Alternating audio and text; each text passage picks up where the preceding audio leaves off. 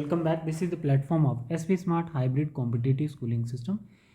बच्चे, ये last part है हमारा। थोड़ा सा पार्ट छूट गया था इस चैप्टर का, जिसमें हम एक्सपोनेंशियल ग्रोथ को एक्सप्लेन कर रहे थे, लॉजिस्टिक ग्रोथ को एक्सप्लेन कर रहे थे।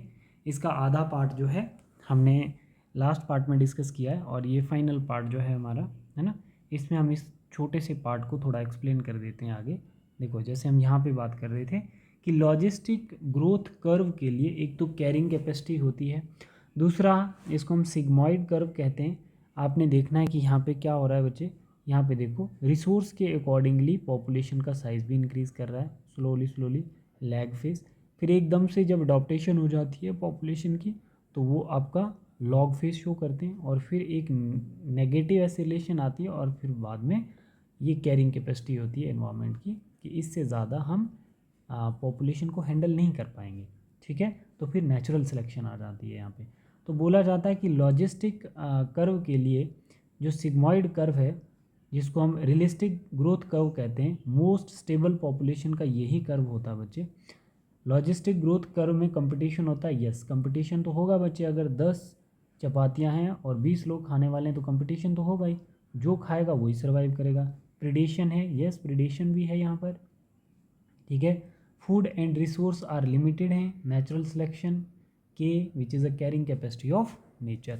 ठीक है, ये चीज़ हम लोग यहाँ पर देख रहे थे। अब यहाँ पे देखना, if in a population of size N the birth rate not total number per capita birth are represented as B and death rate again per capita death rate as D, then the increase or decrease in n during unit time period t, dn by dt will be, इसको छोड़ो, आप इधर देखो बच्चे, जो dn by dt जो है इसको हम डिफ्रेंसिएशन कहते हैं। बट dn by dt जो है यहाँ पर बच्चे, यहाँ पर dn by dt जो है यहाँ पर क्या नहीं स्टडी कर रहा है, साइज ऑफ पॉपुलेशन को रिप्रेजेंट नहीं कर रहा है, वो रेट ऑफ पॉपुलेशन की बात कर रहा है। ठीक है, यहाँ पर dn dt जो है डिफ्रेंसिएशन, चेंज जो पॉपुलेशन में है वो रेट ऑफ पॉपुलेशन की बात कर रहा है, साइज ऑफ पॉपुलेशन की बात dn by dt नहीं कर रहा है। देखो, dn by dt जो है tells us population rate not population size, और आर एन क्या है, एन जो है area given in individual at a time T. तो पूरी अगर आप इक्वेशन देखोगे ये किसको रिप्रेजेंट करती है, बोल रहा है कि इन अ पार्टिकुलर टाइम जो पॉपुलेशन रेट जो है वो इंक्रीज हुआ है या डिक्रीज हुआ है। ये इक्वेशन हमें ये चीज़ बता रही है। ठीक है, तो अब बेटा आप देख सकते हो यहाँ पर क्या होगा, if you check the population size to integrate the equation, इस इक्वेशन को आपको इंटीग्रेट करना पड़ेगा, है ना। तो डी एन बाई डी, पहले क्या हुई थी, डिफ्रेंसिएशन हुई थी, तो हमने ये चीज़ देखी। डिफ्रेंसिएशन से हम क्या देख सकते हैं, पॉपुलेशन का रेट देख सकते हैं डिफ्रेंसिएशन से एक पार्टिकुलर टाइम में।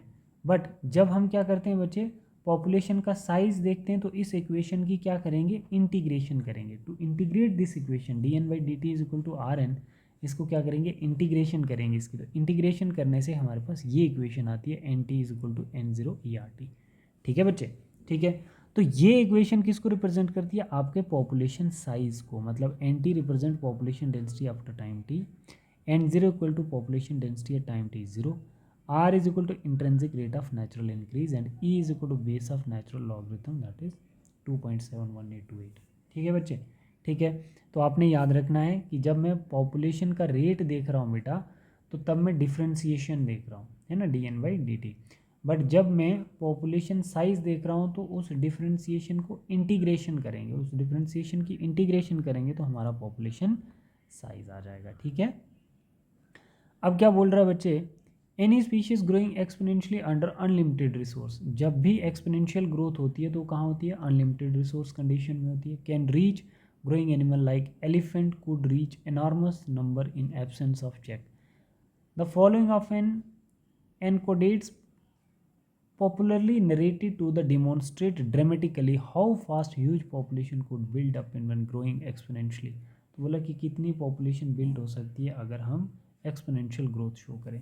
ठीक है, बट हमारा जो रियलिस्टिक ग्रोथ है, जिसको हम लॉजिस्टिक ग्रोथ कहते हैं, no population of any species in nature has its disposal unlimited resource, किसी भी स्पीशीज़ के पास अनलिमिटेड रिसोर्स नहीं है टू परमिट एक्सपोनेंशियल ग्रोथ। कोई भी स्पीशीज ऐसी नहीं है जिसको नेचर परमिट करे कि तू एक्सपोनेंशियल ग्रोथ शो कर, क्योंकि रिसोर्स हमारे अनलिमिटेड नहीं है, हमारे पास रिसोर्सेज लिमिटेड हैं, ठीक है। This leads to the competition between individuals for a limited resource. तो इसमें लॉजिस्टिक ग्रोथ में कंपटीशन होता है जो लिमिटेड रिसोर्स के लिए compete करते हैं। Eventually the fitness individual will survive and reproduce. अब उस कंपटीशन में जो जीतेगा वही फिट होगा और वही सर्वाइव करेगा और वही रिप्रोड्यूस करेगा। The government of many countries have also realized this fact and introduced various restraints with view to limit human population growth। ठीक है, तो इंडियन गवर्नमेंट जो होती है वो क्या करती है, रिस्ट्रेन फ्रेम करती है जिससे कि हमारी जो ह्यूमन पॉपुलेशन की ग्रोथ है वो कैसी हो पाए, लिमिट में हो पाए। ठीक है, ऐसे देखो पॉपुलेशन जो लॉजिस्टिक ग्रोथ कर्व है तो उसका ग्राफ कैसे है। In nature the given habitat has enough resource to support maximum possible number beyond which no further growth is possible. Let us call this limit as a nature. तो limit किसके पास है बच्चे, नेचर के पास है। Nature के पास carrying capacity है for that species to that habitat. A population growing in a habitat with limited resource show initially that is known as lag phase, followed by phase of acceleration that is log phase, and accelerations that is negative acceleration, है ना। decelerations का मतलब negative approach, and finally asymptote का मतलब होता है stationary। तो ये ऐसा जो सिग्माइड कर्व बनता है नहीं, ये उसकी बात कर रहा है, ठीक है। When the population density reaches the carrying capacity applaud n relation to time t, result is a sigmoid curve। तो जैसे ही ग्रोथ पॉपुलेशन की के की लाइन में आती है तो वो जो पॉपुलेशन होती है वहाँ पर क्या हो जाएंगी, कांस्टेंट हो जाएंगी, उसको हम एसिम्प्टोट बोलते हैं। ठीक है बेटा, अब बोल रहा है कि this type of population growth is called, इस टाइप की पॉपुलेशन ग्रोथ को हम क्या बोलते हैं, वर्नेस्ट पर्ल लॉजिस्टिक ग्रोथ। ठीक, तो यहाँ पर हमारे पास इक्वेशन क्या रिप्रेजेंट करती है, लॉजिस्टिक ग्रोथ के लिए क्या इक्वेशन है, D N by D T equal to R N K minus N divided by K. N क्या है, पॉपुलेशन डेंसिटी है time T, R intrinsic rate of natural increase उस पॉपुलेशन में टाइम के अकॉर्डिंगली, और के जो है कैरिंग कैपेसिटी, जहाँ पर हमारा कौन सा एसिम्प्टोट कर्व बनता है। Population source for growth for most animal populations are finite and become limiting sooner or later. The logistic growth model consider a more realistic one। ठीक है, gather from government census data population figure of India for the last 100 year, plot them, check which growth pattern is evident। Life history variations क्या होती हैं, जैसे हम बोल सकते हैं population evolve maximise their reproductive fitness also called Darwinian fitness. जो reproduce करेगा उसी को नेचर सेलेक्ट करेगा in the habitat in which they live under particular set of selection process.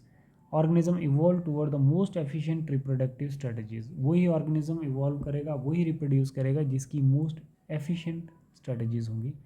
Some organism breed only once in their life time. कुछ organism अपनी पूरी ज़िंदगी में एक ही बार रिप्रोड्यूस करते हैं, जैसे पैसिफिक सैल्मन फिश और बैम्बूज। कुछ हैं जो बहुत time, many time their life time show करती हैं breedings, most of birds and mammals. ठीक है, some produce a large number of small size offspring that is oyster and pelagic fishes, while other produce small number of large size offspring that is birds and mammals। सबसे ज़्यादा offspring कौन produce करता है, salmon fish जिसको हम प्लेजिक fish कहते हैं, oyster, है ना, इनकी स्टेबिलिटी इकोसिस्टम में कम होती है। और सबसे कम कौन प्रोड्यूस करता है, birds and mammals. So which is desirable for maximum fitness. Ecologist suggest that life history trait organism that evolve in relation to the consistent imposed by the abiotic and biotic component of the habitat in which they live। Evolution of life history to different species is currently an important area of research being conducted by the ecologist। ठीक है बेटा, ठीक है, तो इसी के साथ बच्चे ये हमारा चैप्टर ख़त्म होता है बेटा।